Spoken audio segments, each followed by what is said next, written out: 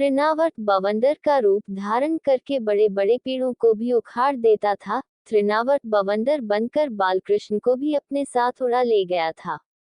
महाभारत में कंस ने अपनी बहन देवकी का विवाह वासुदेव से किया था। जब कंस को ये मालूम हुआ कि देवकी और वासुदेव की 8वीं संतान उसकी मौत का कारण बनेगी, तो कंस ने इन दोनों को कारागार में बंद कर दिया था। इसके बाद कंस ने देवकी वासुदेव की 7 संतानों का वध कर दिया।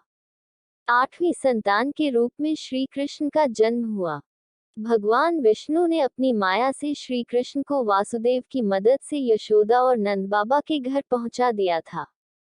इसके बाद कंस को मालूम हुआ कि उसकी मृत्यु का कारण देवकी और वासुदेव की 8वीं संतान ने जन्म ले लिया है और वह गोकुल वृंदावन क्षेत्र में है।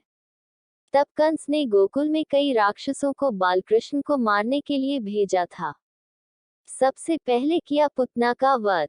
कंस ने सबसे पहले पुतना नाम की राक्षसी को कृष्ण को मारने के लिए भेजा था। पुतना कृष्ण को स्तनपान कराते समय विष देकर मार डालना चाहती थी। पुतना सुंदर स्त्री के वेश में पहुंची और बालकृष्ण को स्तनपान कराने लगी।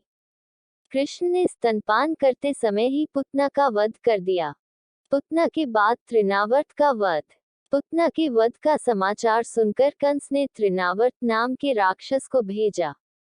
ये बवंडर का रूप धारण करके बड़े बड़े पेड़ों को भी उखाड़ देता है। तृणावर्त बवंडर के रूप में पहुंचा और बालकृष्ण को भी उड़ा ले गया। तब कृष्ण ने अपना भार बहुत बढ़ा दिया, जिसे तृणावर्त संभाल नहीं सका। बवंडर शांत होने के बाद में कृष्ण ने तृणावर्त का वध कर दिया। तृणावर्त के बाद कंस ने वत्सासुर को भेजा। पुतना और तृणावर्त के बाद कंस ने वत्सासुर नाम के राक्षस को भेजा। वत्सासुर बछड़े का रूप धारण करके कृष्ण की गायों में शामिल हो गया। बालक कृष्ण ने बछड़े के रूप में दैत्य को पहचान लिया। बछड़े के रूप में वत्सासुर की पूंछ पकड़कर उसके पटक कर मार डाला। बगुले के रूप में आया बकासुर। कंस ने वत्सासुर के बाद बकासुर को कृष्ण को मारने के भेजा। बकासुर ने बगुले का रूप धारण किया और कृष्ण के गांव पहुंच गया। बगुले ने बाल कृष्ण को निगल लिया था। कृष्ण ने बगुले को चीरकर बकासुर का वध कर दिया। पुतना और बकासुर का छोटा भाई था अघासुर। अघासुर पूतना और बकासुर का छोटा भाई था। कृष्ण को मारने के लिए अघासुर ने अजगर का रूप धारण कर लिया और मार्ग में लेट गया।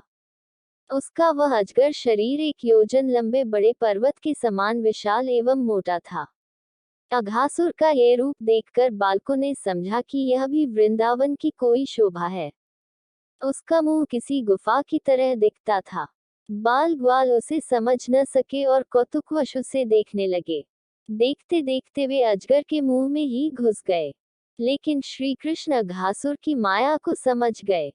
अघासुर बछड़ों और ग्वालबालों के सहित भगवान श्री कृष्ण को अपनी डाढ़ों से चबाकर चूर चूर कर डालना चाहता था। परंतु उसी समय श्री कृष्ण ने अपने शरीर को बड़ी फुर्ती से बढ़ा लिया कि अजगर रूपी अघासुर का गला ही फट गया।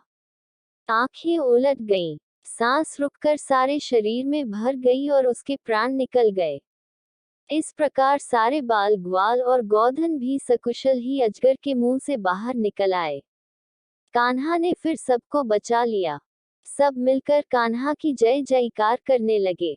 अगर आपको ये स्टोरी अच्छी लगी हो तो इसे जरूर शेयर करें और इसी तरह के अन्य लेख पढ़ने के लिए सब्सक्राइब की बटन दबाएं।